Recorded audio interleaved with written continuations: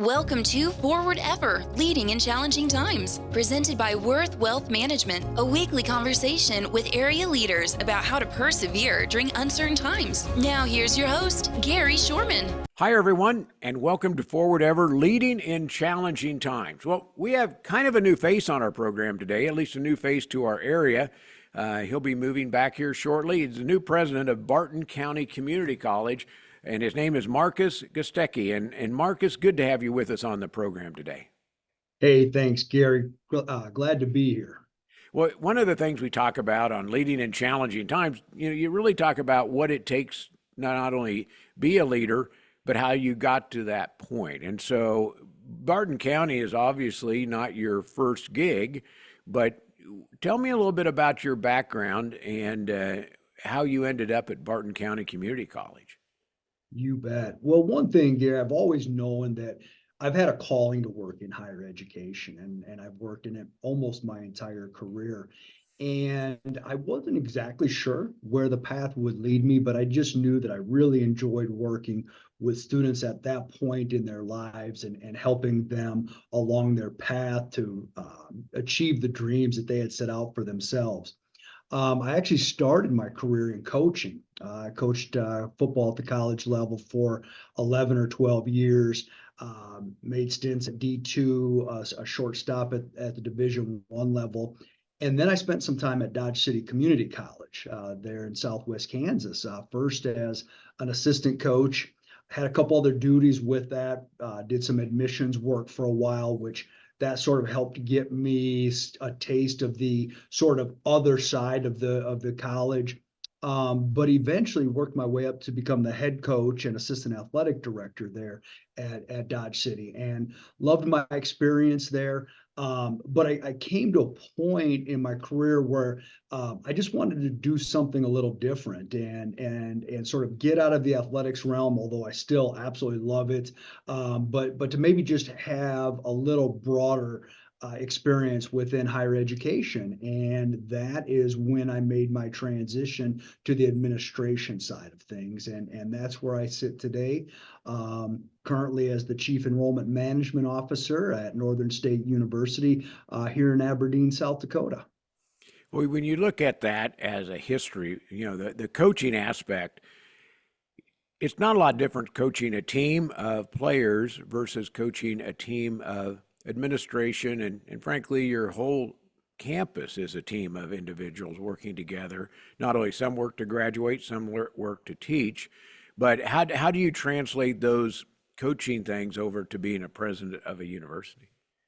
Yeah, well, I think you nailed it, Gary. There's so many positive life lessons and professional lessons that a person can learn on the athletic side of whether it's as an athlete or as a coach or both. And I had some great mentors coming up through the ranks. Worked for some great leaders who taught me certain skills. And whether it was in coaching or, one of my mentors coming up was the late Dr. Richard Burke, who was the president at Dodge City Community College. And even when I was coaching, he would frequently just stop by my office or I'd pop into his office, and we just sit down and talk leadership, talk about challenges that we both faced. And it was great to learn from him. But I think the biggest things, that you learn when you work for great leaders is, first of all, have an empathy for the people that you're leading. Again, whether that's students, whether that's staff, I think it all goes hand in hand together. Working as a resource, allowing people to really work hard to hone their skills, but being there as a resource when they need it. And I try to do that with my staff. Here at Northern State right now is I'm fortunate and blessed to have great staff, and I really try to stay out of their way as much as I can. But once in a while, when they need some resources or they need some advice or some help, maybe they're seeing a challenge that they haven't seen before, I really like to be there for them and provide some guidance and input, share some of my background with them that maybe can help them work through whatever challenge or opportunity that is at the time. and just to know that for my staff to know that I'm here for them to support them in the work that they do every day. So you talk about some of those experiences that kind of shape who you are. If you think back and are there any things that pop up that say, this really caused me to feel that I want to be a part of a team?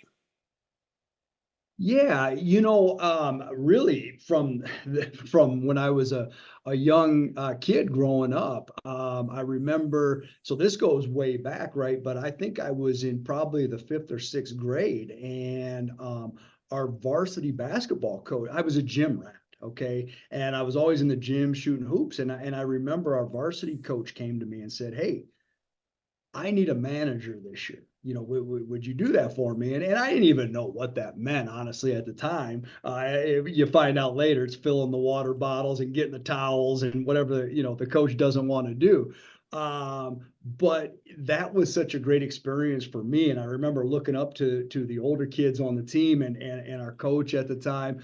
His name was Jerry Williams, great man, again, who I learned a lot from.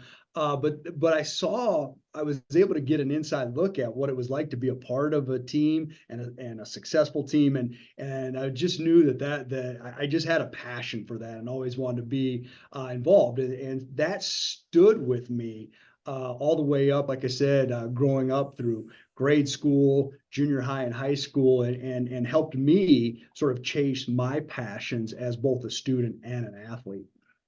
Well, obviously you went to school then because there's a doctor in front of your name. Uh, Tell me about your education background. You bet. So, Gary, originally I'm from Wisconsin, and I earned my bachelor's degree from the University of Wisconsin-Whitewater. And again, I knew I was going to sort of chase the coaching career at that time. So what I did was I then went to the University of Nebraska Omaha as a graduate assistant football coach. Also wanted to earn my master's degree. And at that time, UNO was Division II in all their athletics and had a football program, which unfortunately has since been dropped. But I did my graduate assistantship work there at Omaha.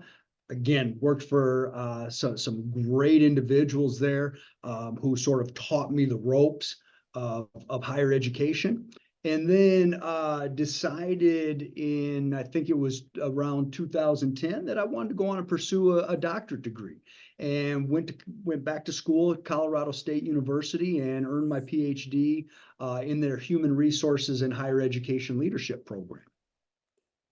Well, it takes a lot to do. And when you're deciding on different places to go, you obviously have good background, good history. What made you choose Mid-Plains, or not Mid-Plains, because that's Nebraska, you were there, but what made you choose Barton County Community College as a place to go? Yeah. Well, I was looking at, I really felt this was a good point in my career to start looking at a college presidency job. It's been a goal of mine, sort of in the background, the back of my mind, that I wanted to do this at some point. I didn't know exactly when the time would be right, but it was that idea was floating out there. So I was looking at jobs as they were opening up, and I saw the Barton Community College job posting. And again, from my time going back when I was at Dodge City, I knew a lot about Barton Community College, even though I was coaching football and they don't have football program. I still knew a lot about the college. Had a lot of colleagues that I knew at Barton, and I knew the strong reputation that the college had. And I started doing some research, started talking to some of the colleagues that I still have down in Kansas, and the amazing and wonderful things that are going on right now at the college is really what drew me to the job, to decide to apply and pursue it. When you look at the academic program offerings, when you look at the student success rates that are currently happening there on the campuses, when you look at the athletic achievements that many of the teams and individuals really across the board, I knew that this was a college that I wanted to be a part of and hopefully have the opportunity to lead. And so, decided to apply for the job. And as I was going through the search process, there was a couple interviews with a Zoom interview with the committee. And then my wife and I had a chance to come visit for a couple days. And one of the things that I heard several times during those interviews, when I would ask people what they like about working at Barton Community College, one of the things that I consistently heard was that it's a family. And, a lot of organizations say that, both higher education and business and industry, but they don't always mean it. They don't always live it out. Well, when my wife Casey and I went down and we spent 2 days, meeting the staff, the faculty, some of the students, we felt it. And when we were getting ready to leave Kansas, we were at the airport getting ready to fly back, and it was really the first opportunity we had to talk about how things had gone those couple of days. That resonated with both of us, was that family feel and how close people really were. And we knew that if we had the opportunity, it was something we wanted to be a part of. Well, it's a great community there, and many people think of Barton County as being just in Barton County, in Right. Great Bend, but it is so much bigger than that. The expansion of services that they offer in different places. Did that surprise you? It did. Even though I knew the college offered those services, we had the opportunity to travel to Ellsworth while we were down there. On the interview, we had the opportunity to spend some time at Fort Riley, getting a little bit of a tour, again, meeting some of the staff there. And I was just blown away by the great work that's being done. Like you said, outside of just the Great Bend campus, which there's so many wonderful things happening there. But when we looked at the outreach that the college has to the entire region, that was really impressive. And again, just another thing that really sold us. We also got to spend a little bit of time at Grandview Plaza. And again, just to see the work that's happening there was really cool to see. Our guest today on Forward Ever is Dr. Marcus Garstecki. And if you hang on for just a second, I want to come back and talk about your vision for Barton County Community College. We'll take a quick break. We'll come back with more after this. The most successful investors are those that can keep their emotions in check and take a longer-term view at what portfolios will be worth 3 to 5 years down the road. I'd say that's the most important in determining what investor outcomes are. Market corrections will continue in the future. We've seen many of them over the years, only to see equity prices rise higher, and that'll be the case in the future. Worth Wealth Management, enhancing lives and strengthening families. Welcome back to Forward Ever, leading in challenging times, with the new president of Barton County Community College, Dr. Marcus Garstecki. And Marcus, good to have you here first, because when you're going into something new, you have to come in with a vision of what you're doing. There are a lot of things right at Barton County Community College. We talked about that. What is your vision looking forward over the next few years? It's not easy in the world of academics today because there's so many options with online, different types of program, both the VOTEC type of program and other educational things. What's your vision, and how does Great Bend and Barton County fit into that? Well, you're exactly right, Gary. I don't know that there's maybe ever been a more challenging time for higher education institutions than what we're embarking on right now, and what we're going to see in the near future. First of all, we have this thing looming called the enrollment cliff, where over the next several years, there's going to be less high school graduates than there's been in a long time, which means less college-going age students, at least traditional age students. Higher ed is having to demonstrate its value proposition to stakeholders more so than ever before, because I think there's more questions about, is higher education a good investment? So, as I come into this position and start on my time at Barton Community College, I think there's a few things that are definitely high priority for me. One is making sure that we provide access to any student who wants that opportunity to pursue higher education, whether that's a certificate program, whether that's a 2-year degree that prepares them to go into the workforce, or a 2-year transfer degree that then prepares them to go on for a bachelor's. It's whether it's that traditional age student that we talked about that's just graduating high school, or whether it's an adult who's currently in the workforce but wants to come back and retool and maybe change professions, change careers, maybe earn a college degree, which previously they didn't think was possible. So making sure that we're providing those pathways for students, and the pathways are there, but making sure that students understand what that looks like and helping them through that. So college access, and while we do that, maintaining affordability. Because again, higher education can be seen as expensive, and we want to make sure that our students see it again as it's affordable, it's attainable, and it's a good investment for them. Both And from I a believe time scholarships are a perspective very and important financial. part of that. Scholarships are such an important part of that, and finding ways as an institution to raise additional dollars to be able to keep that cost low for the students. So that those go hand in hand together. Another thing for me that's really critical is our job as a community college is to help provide the workforce for the local area and the regional area and the state. And so making sure that we continue to add those academic programs that employers are looking for and need us to be able to provide, so that they have the workforce that graduates from Barton Community College, or again, leaves with that certificate that has them ready to go in the workforce. And so making sure, one of the things that I think is really important for me in this position once I arrived, is to be able to get out there and meet with our local and regional stakeholders and to hear from them what they need.